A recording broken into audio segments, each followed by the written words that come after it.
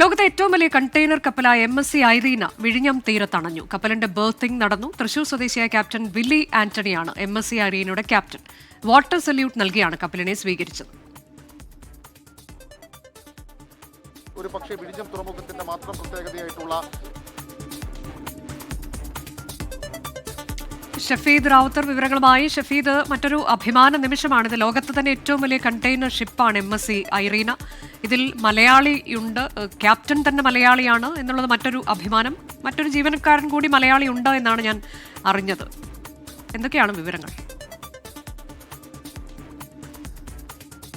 ഉറപ്പായിട്ടും ഈ വിഴിഞ്ഞം തുറമുഖത്തെ സംബന്ധിച്ച് നമ്മൾ ഈ കഴിഞ്ഞ ഒരു വർഷക്കാലയളവിൽ ലോകത്തെ മറ്റേതെങ്കിലും തുറമുഖത്തിന് ലഭിക്കുന്ന ചില നേട്ടങ്ങൾ, അതിനേക്കാൾ വലിയ നേട്ടങ്ങൾ, ഒരുപക്ഷെ അതിന് മുൻപ് അങ്ങനെ നേട്ടങ്ങൾ ഒരു തുറമുഖത്തിനും ഉണ്ടായി കാണില്ല. അത്രത്തോളം നേട്ടങ്ങൾ നമ്മൾ കണ്ട കുറച്ച് മാസങ്ങളാണ്. അതിൽ ഏറ്റവും പ്രധാനപ്പെട്ടതാണ് സാൻ ഫെർണാണ്ടോയിൽ തുടങ്ങി നമ്മൾ സാക്ഷാൽ MSC ഐറിനിലേക്ക് എത്തി നിൽക്കുന്നു. അതായത് ലോകത്തിലെ ഏറ്റവും വലിയ കപ്പലും വിഴിഞ്ഞം തുറമുഖം തൊടുന്ന അപൂർവ നിമിഷം അല്പസമയം മുൻപ് നമ്മൾ കണ്ടു. അതായത് അങ്ങനെ ലോകത്തിലെ ഏറ്റവും പ്രധാനപ്പെട്ട വലിയ കപ്പലുകളെല്ലാം വിഴിഞ്ഞം തുറമുഖത്തേക്ക് എത്തുന്നു. നമ്മളുടെ വികസന സാധ്യതകൾക്ക് അത് മുതൽക്കൂട്ടാകുന്നു എന്നുള്ളതാണ് നമുക്ക് ഇപ്പോൾ ഇവിടെ നിന്ന് പങ്കുവയ്ക്കാൻ കഴിയുന്ന അഭിമാനകരമായിട്ടുള്ള കാര്യം. ഇപ്പോൾ നമുക്ക് ദൃശ്യങ്ങളിൽ കാണാൻ സാധിക്കും. ബർത്തിങ് നടന്നുകൊണ്ടിരിക്കുകയാണ്, മൂറിംഗ് നടക്കുന്നു, തഗ് ബോട്ടുകൾ നമുക്ക് കാണാൻ സാധിക്കും. ഏതാണ്ട് ഒരാഴ്ച കാലമായി വിഴിഞ്ഞം ഔട്ടർ കടലിൽ, അതായത് വിഴിഞ്ഞം തുറമുഖത്ത് പ്രവേശിക്കാനുള്ള അനുമതി കാത്ത് കിടക്കുകയായിരുന്നു MSC ഐറിന. MSCയുടെ തന്നെ ഫീഡർ കപ്പലുകൾ ചരക്ക് മാറ്റം നടക്കുന്നത് കൊണ്ടാണ് അത്രയും ഒരു വൈകൽ ഇതുമായി ബന്ധപ്പെട്ടുണ്ടായത്. കഴിഞ്ഞ 3-ാം തീയതി രാത്രി 7 മണിയോടുകൂടിയാണ് വിഴിഞ്ഞം തുറമുഖത്തിന് സമീപത്തെ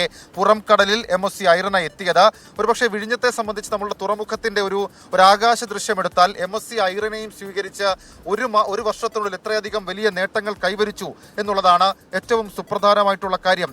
4000-ഓളം കണ്ടെയ്നറുകൾ MSC ഐറിനയിൽ നിന്ന് വിഴിഞ്ഞത്തിറക്കിയ ശേഷം കുറച്ച് കണ്ടെയ്നറുകളുമായി യൂറോപ്പിലേക്ക് മടങ്ങും എന്നുള്ളതാണ് നിലവിൽ ഇവരുടെ ഒരു റൂട്ട് സംബന്ധിച്ച് നമുക്ക് ലഭിക്കേണ്ടി വന്നത്. ഐറിനയെ കൂടാതെ 49 കപ്പലുകൾ ഈ മാസം തന്നെ ഷെഡ്യൂൾ ചെയ്തിരിക്കുന്നു. അതിൽ തന്നെ പല കപ്പലുകളും ലോകത്തെ വലിയ കപ്പലുകളാണ് എന്നുള്ളത് ഏറ്റവും പ്രധാനപ്പെട്ട കാര്യം.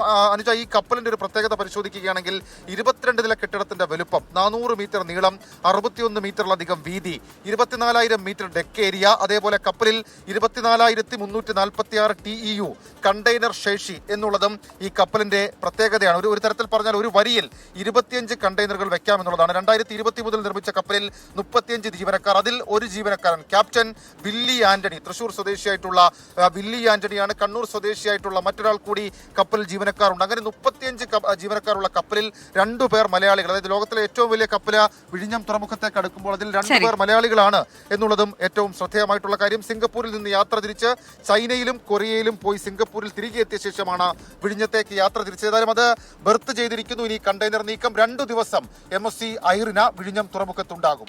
ലോകത്തിലെ ഏറ്റവും വലിയ കണ്ടെയ്നർ കപ്പലാണ് MSC ഐറീന.